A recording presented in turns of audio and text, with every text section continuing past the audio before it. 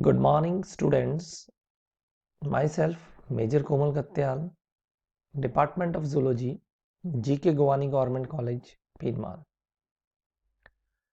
Today, I will deliver the first part of my lecture on Protozoa. Protozoa, what is the meaning of Protozoa? It has two words. Proto means primitive or first, zoa means, zone means animals, the first animals. So literally the meaning of term protozoa is first animals. The protozoan groups include ciliates, flagellates, epicomplexans and amoebas.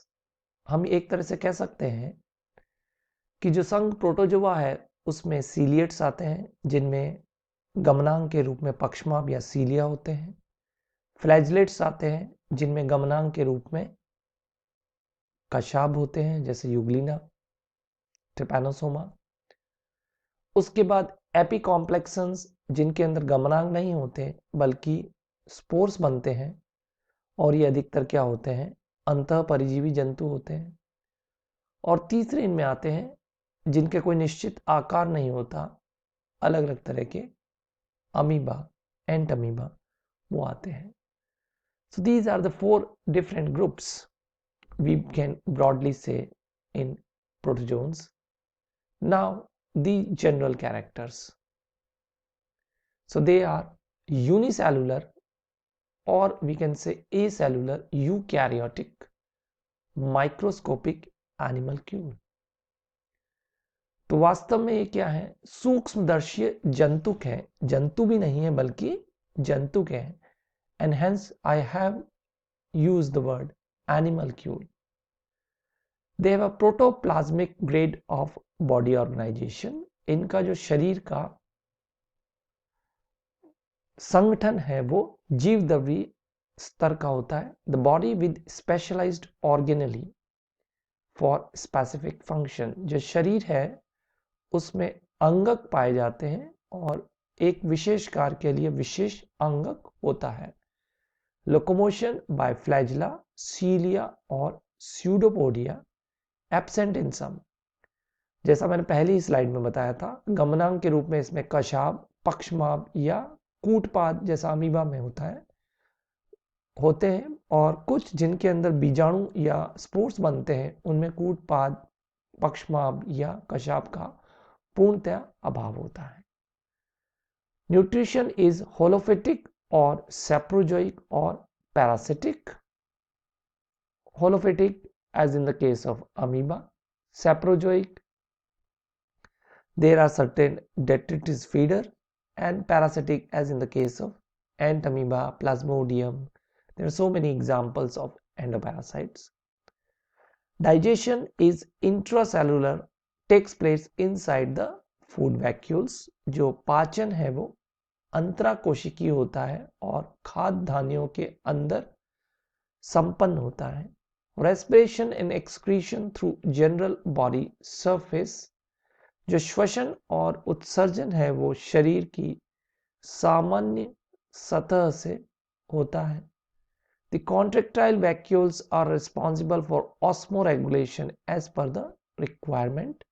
इनके शरीर में संकुचनशील रिक्तिकाएं पाई जाती हैं जिनके द्वारा ये शरीर में जल को नियंत्रित करते हैं। And both type of reproduction, asexual and sexual reproduction is present in the protozoans. तो जो संघ प्रोटोजोआ है उनमें अलैंगिक और लैंगिक दोनों प्रकार का जनन पाया जाता है। एनसिसमेंट ड्यूरिंग अनफेवरेबल एनवायरमेंटल कंडीशन, जो प्रतिकूल वातावरणीय स्थिति होती है उसमें इनके अंदर चारों तरफ एक कठोर आवरण या सिस्ट का निर्माण होता है। They are solitary or forming loose colonies in which individuals remain alike and independent.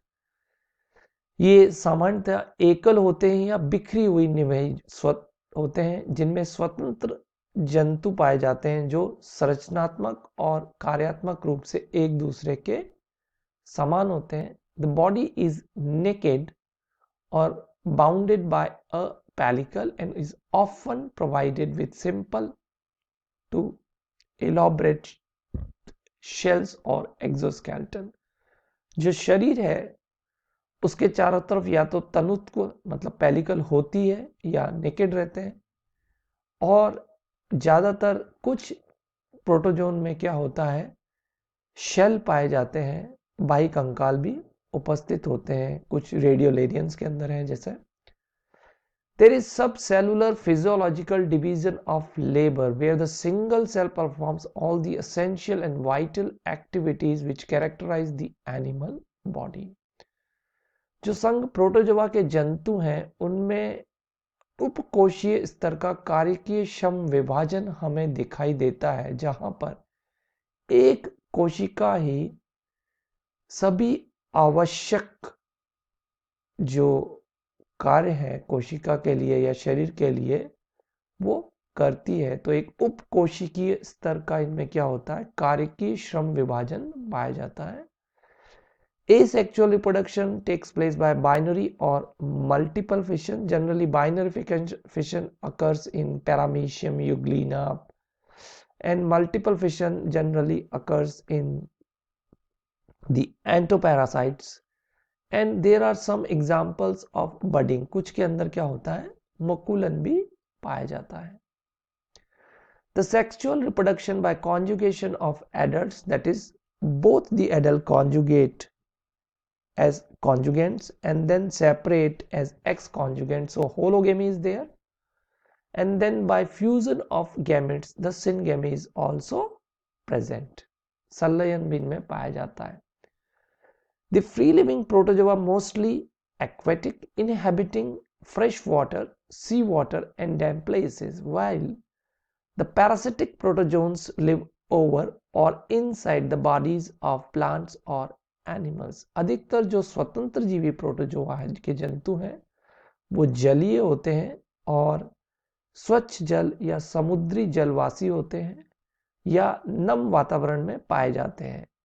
जो परजीवी प्रोटोजोआ है वो या तो किसी के शरीर के ऊपर या अधिकतर शरीर के अंदर, मतलब या तो बाह्य परिजीवी पर यह अधिकतर क्या होता है, अंत परिजीवी के रूप में, पादप अंत परिजीवी या जंतु अंत परिजीवी के रूप में पाए जाते हैं. पर वातावरण वहां पर भी ये वही ढूंढते हैं जो नम वातावरण हो, जहां पर जल की पर्याप्त मात्रा हो, क्योंकि इनका जो श्वसन है वो इनकी साधारण सतह से ही होता है, तो इन्हें हमेशा नम वातावरण की आवश्यकता होती है.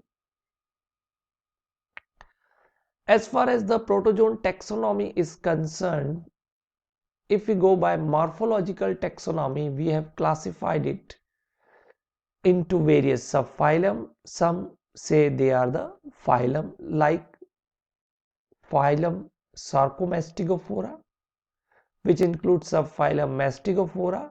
In the Mastigophora, we have flagellates like phytoflagellate, which are plant-like, zooflagellates, which are animal-like.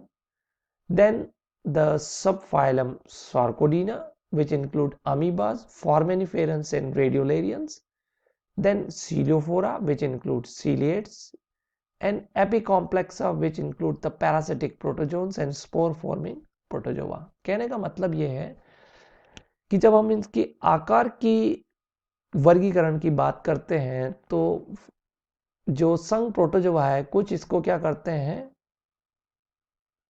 एक सुपर फाइलम मांगते हैं और फिर इसको फाइलम में विभाजित, संघों में विभाजित करते हैं, और अगर हम इसको संघ मांगेंगे तो फिर हम इसको क्या करते हैं, उपसंघ में विभाजित करते हैं. तो यहाँ पर मैंने इसको सुपर फाइलम मानते हुए लिखा है ये कि इसको हमने 3 में विभाजित किया है, फाइलम सार्कोमेस्टिकोफोरा, फाइलम सीलोफोरा और फाइलम एपिकॉम्प्लेक्सा. जो दूसरा ट्रेडिशनल क्लासिफिकेशन है वो हम बाद में पढ़ेंगे. As far as the molecular taxonomy is concerned, it indicates that morphological relations are tenuous and divergence between phyla of protozoa as great as between kingdoms, Animalia, fungi and plantae. So revisions are continuously occurring. So the revised protozoan taxonomy includes the phylum Chlorophyta, that is along with the algae which contains chlorophyll. Retortomonada, there is no mitochondria. Euglenozoa, where euglenoids and kinetoplasta. Apicomplexa, which include the parasites. Coelophora, which includes ciliates. The Dinoflagellata, which includes dinoflagellates. Amoebas, which includes the amoebas. So the basis of taxonomy: flagella, cilia, pseudopodia and shells. Reproductive methods include the sexual, asexual, spore formation and distinct reproductive cells formed and cyst formation.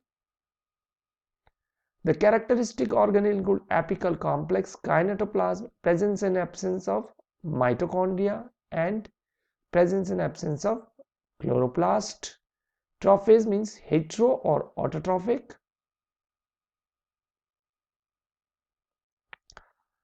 This is the basic structure of flagella and cilia. Both have 9+2 arrangement with 9 peripheral and 2 central bundles. Whether you look at the flagella or look at the cilia, both have 9+2 arrangement in their cross section. As far as their number is concerned, the number of cilia generally many, while number of flagella generally 2 to 4, rarely they are 8. Generally the length of flagella is much greater than the length of a cilia. कहने का मतलब यह है पक्षमाप और कशाप के अंदर सामान्यतः कोई अंतर नहीं होता। संरचनात्मक रूप से दोनों में 9+2 का अरेंजमेंट पाया जाता है, पर जो कशाब है उसकी लंबाई अधिक और संख्या अपेक्षाकृत कम होती है। अधिकतम 8 कशाब हो सकते हैं, सामान्यतः 2 से 4 कशाब पाए जाते हैं एक कोशिका पे। अगर हम पक्षमाप की बात करें तो ये कशाप की अपेक्षाकृत बहुत छोटे होते हैं, इनकी लंबाई अपेक्षाकृत कम होती है, पर एक कोशिका पर इनकी संख्या बहुत ज्यादा अधिक होती है। This is regarding the pseudopodia and the pseudopodial movement which can be seen in amoebas. आप देख सकते हैं ये कूटपाद किस तरह से गमन में सहायता प्रदान कर रहे हैं कि फॉर्मिंग जोन या फाउंटेन जोन बन रहा है, वहां पे हाइलिन कैप बन रही है और धीरे धीरे सॉल जैस फेस का निर्माण होता है इसमें। और तेजी से क्या होता है, जिस दिशा में अमीबा को गमन करना है वहां पर क्या होता है, कूटपाद का ये निर्माण करता है, जैसा कि आप यहाँ पे देख रखे हैं। दूसरे में पहले के अंदर उसका सूडोपोडियल मूवमेंट है, extension, and the next case is the phagocytosis, that is engulfment of the larger particles. तो जो कूटपाद है वो गमन के अलावा बड़े बड़े भोज्य पदार्थ को निगलने में भी सहायता प्रदान करते हैं। This is regarding the osmotic regulation in protozoans. You can see whenever there is excess of water, it is stored in the contractile vacuole which comes at the surface, attaches with the membrane, that is the cell membrane, and the burst out. And when there is intake of intake of water, you can see there is building up of contractile vacuole. So the process goes on. So there is removal of excess of metabolic water and bicarbonate ion, and the remove water that enters by osmosis.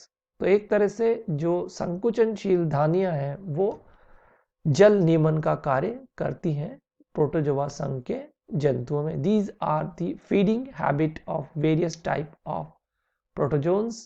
You can see the example of amoeba and so on.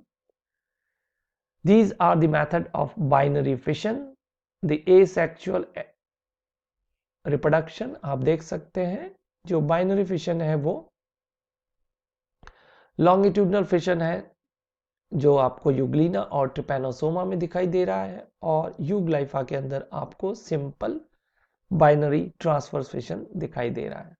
As far as the sexual reproduction is concerned, the meiotic division, then the transfer of portion of genome, then sporogamy, there is formation of sporozoites, formation of gametocyte from sporozoites, fusion of gametocytes to form new generation, and there is present on the separate host.